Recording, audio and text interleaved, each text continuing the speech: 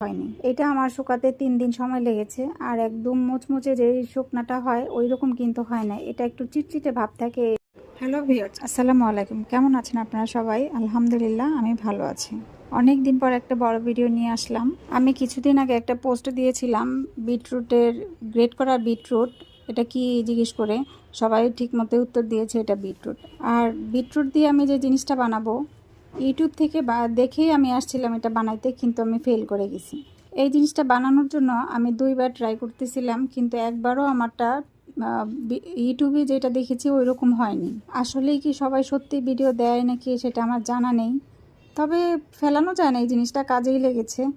আর beetroot দিয়ে আমি কি বানাচ্ছিলাম সেটাই আজকে আমি দেখাবো। প্রথমেই আমি বিটরুটগুলো ধুয়ে নিয়েছি, তারপর পরিষ্কার করে ছিলে নিয়েছি, তারপর ছেলানোর পরেও কিন্তু আবার ধুইছি। এখন আর ধুবো না, এখন আমি বিটরুটগুলো ভালোভাবে সবগুলো বিটরুট আমি গ্রেট করে নিব। আর বিটরুট গ্রেট করেছি গ্রেটারের চিকন জায়গাটা দিয়ে। আর সবগুলো বিটরুট আমার মোটামুটি গ্রেট করা হয়ে গিয়েছে। এখন আমি একটা ট্রেতে করে শুকাতে দিয়েছি। আর বিটরুট গ্রেট করে দিলে শুকাতে একটু সময় লাগে। এর আগে যখন আমি তৈরি করতে গিয়েছিলাম তখন আমি বটি দিয়ে কুচি কুচি করে কেটে নিয়েছিলাম, ওইটাতে তেমন কোনো পানি উঠেনি, ওইটা শুকাতে বেশি সময়ও লাগেনি, 2 দিনেই শুকায় গেছে।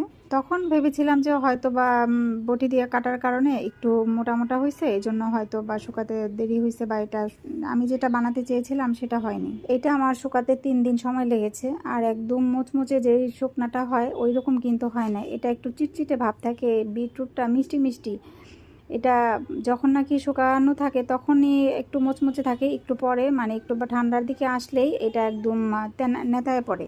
এখন দেখেই বুঝতে পারতেছেন যে শুকনাটা কেমন হয়েছে, এরকমই শুকনা। তারপর এখন আমি এটা ব্লেন্ডারের জারে আমি এটা পাউডার করতে নিয়েছিলাম, কিন্তু পাউডার হয় না। সবাই কিভাবে পাউডার করে আমি জানি না, এই যে এরকম হয়েছে, অনেকটা চা পাতির মতো হয়েছে, চা পাতা যেরকম একটা দানাদার থাকে এরকমই হয়েছে। যাই হোক, এটাই আমার কাজে লাগবে, কোনো সমস্যা নেই। আমি মূলত বিটরুটের চা বানানোর জন্য বিটরুটটা এরকম করতেছিলাম। আর এই বিটরুটের চা কিন্তু অনেকই উপকার, যাদের হিমোগ্লোবিনের অভাব আছে তারা বিটরুটের চাটা খাবেন। বিটরুটের চা 2ভাবে খাওয়া যায়। প্রথমে আমি 1 চামচ এখানে বিটরুটের গুঁড়া দিয়েছি, তারপরে এখানে ফুটন্ত গরম পানি দিয়ে দিলাম।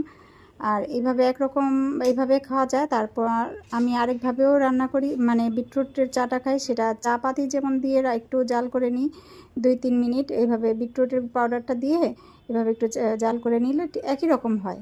খেতে কিন্তু খারাপ না। আর বিটরুট মিষ্টি মিষ্টি তো, এটা আমাদের কোনো চিনি লাগে না, হালকা হালকা একটা মিষ্টি ভাব থাকে, খেতে ভালোই লাগে। বিটরুট পরে আমি এটা ছেঁকে নিয়েছি, একদম সুন্দর চায়ের মতো, ফ্লেভারটাও খুবই সুন্দর।